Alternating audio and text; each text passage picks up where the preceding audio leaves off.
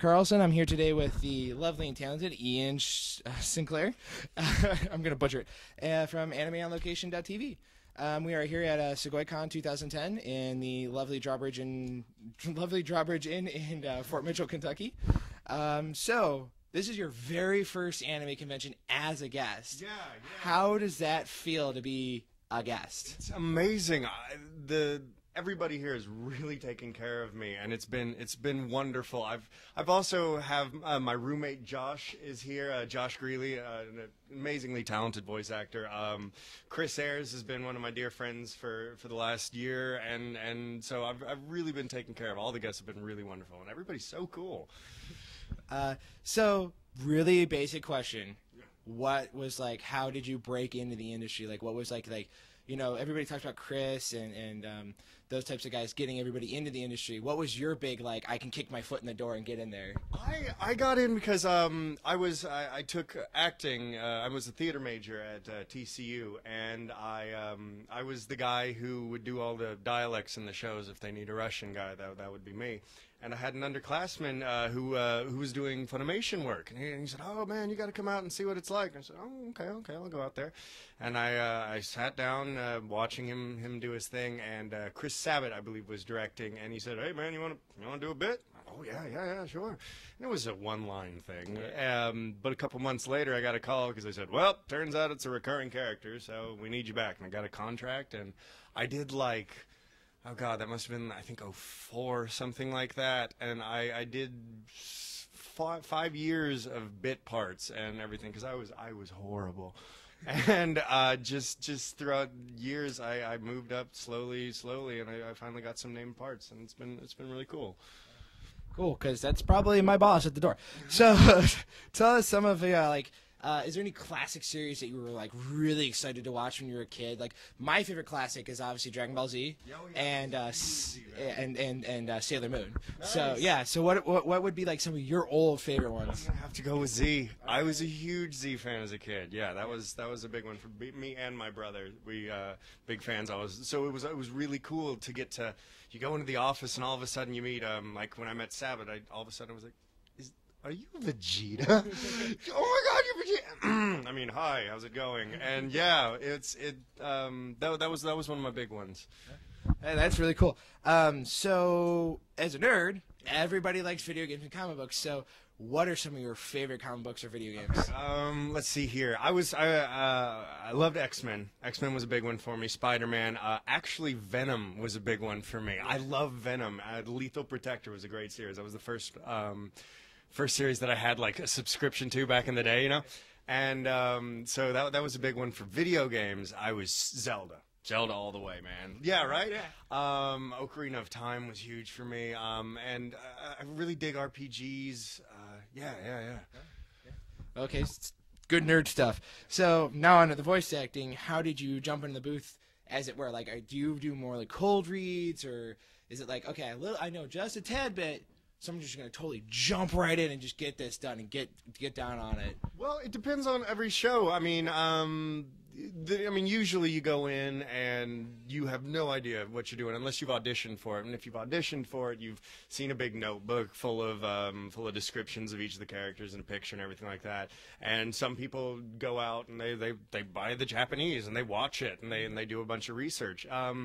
But generally, if you're called in for and it's something that you haven't auditioned for, you have no idea. So we have amazing directors at Funimation who take great time to tell you all about the show and what you're doing and why your character is doing everything. And the craziest of those experiences is Bardroy in Black Butler. I was cast in it by the lovely and wonderful Colleen Clinkenbeard.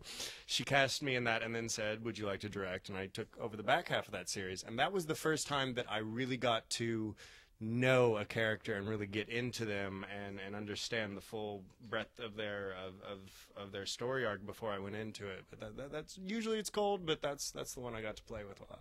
Oh, okay.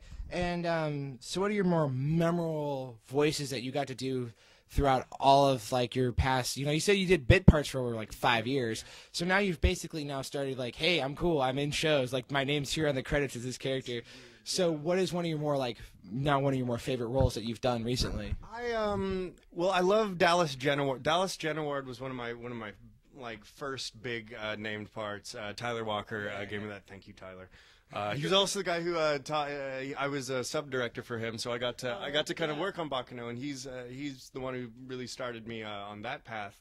But Dallas was a big one for me, and actually all of the ones I'm about to say, I'd say have dialects. That Romano was a blast, and that one went by really Romano and Italia.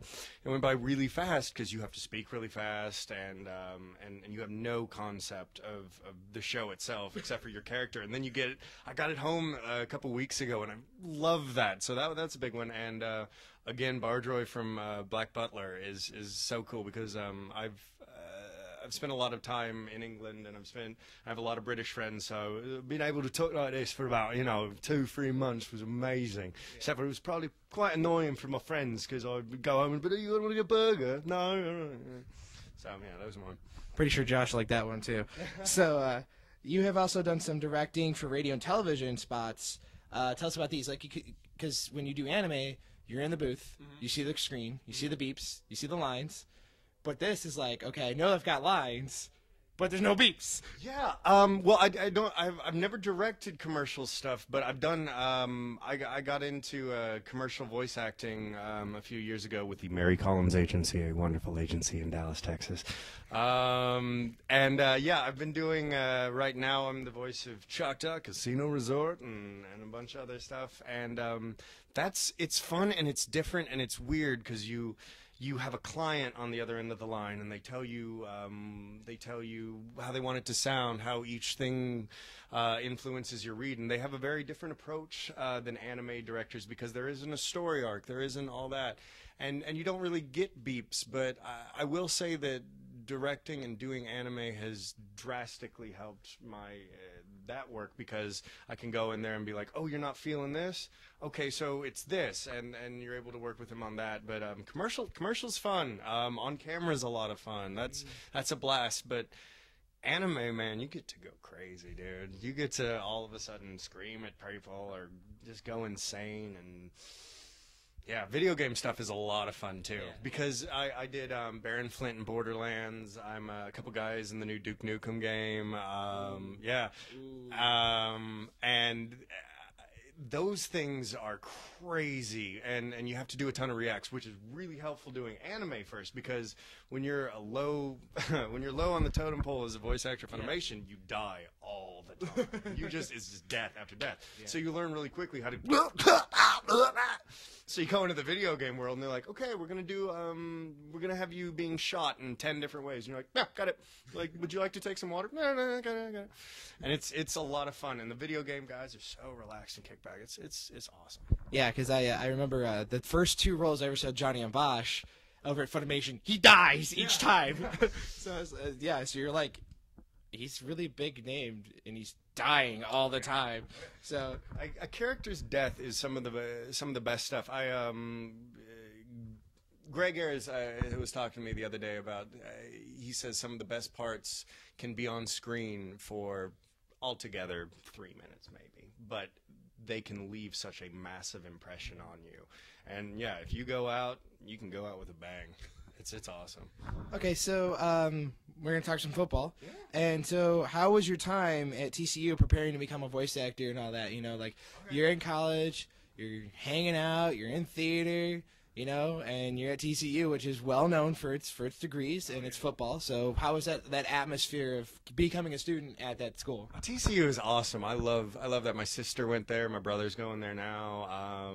It's an amazing school, amazing campus. I went. I was a theater major there because, as far as I care in general, some of the best on-camera actors I've ever seen, they're theater. They started in the theater. You learn acting from that level, and so I said I'm going to be a theater major. I want to do that, and I fell in love with theater, and I learned all about acting, as it were. And I tell people this when they ask me what is some of the best advice to become a voice actor, is learn to act. Because if you can naturally act, that's what we need. And so we did that. I had a great voice acting teacher. He was a commercial voice actor. And he, Lee Ritchie, and he, I learned a lot about how to do commercial stuff, and I got comfortable in front of a mic, and that's really all it is. If you act and you're comfortable, and we have so many directors that just make it such a comfortable, happy experience that you just kind of go in there and you act, and so that TCU taught me a lot about theater and acting. That's cool. So as a last question, we know you can't talk about anything that's not really So is there anything right now that's either coming up that you can't talk about, or that you're currently in that you'd love to have people go? Because I mean, Black Butler is coming out on DVD in January 2011. I think close to OhioCon. I think that's when it's coming out. Close to then. It's coming out January 11th, 2011. 1/11/11. Yeah. Yeah. It's that's the next big thing. That's my first show to really to have as my baby. That was my first real directing, sinking my teeth into. I learned. I was thrown into it. Colleen, lovely Colleen, she trained me, and they got me ready, and they threw me and Kevin Leisure, who was my engineer. We were both new, and we got this series that had so much depth, and it was funny, and it was dark, and it was sexy, and it was British, which is so awesome. And we got this, and we just it became a part of us, and we took it upon ourselves to really make something great, and we worked so hard on it, and we love it, and that's the cool thing. I really do love the show, and I think it's amazing. We have such amazing voice talents: J. Michael Tatum, Brennan Palencia, Jason Liebrick, Monica Rial, tons of people. I'm just going to stop there because I'm going to start forgetting. Amazing people, amazing writing, amazing story, and that's what I'm going to say right now. Next coming up from Black Butler. All right, well, thank you so much, by the way. This was great meeting you for the first time. We hope that you can come back to more cons in the future generations. The cons I usually do are all the ones in Ohio, so this is actually my first out-of-state con. Awesome. So, yeah. So, anyways, thanks for coming on by, and thanks for having coming out here. Thanks.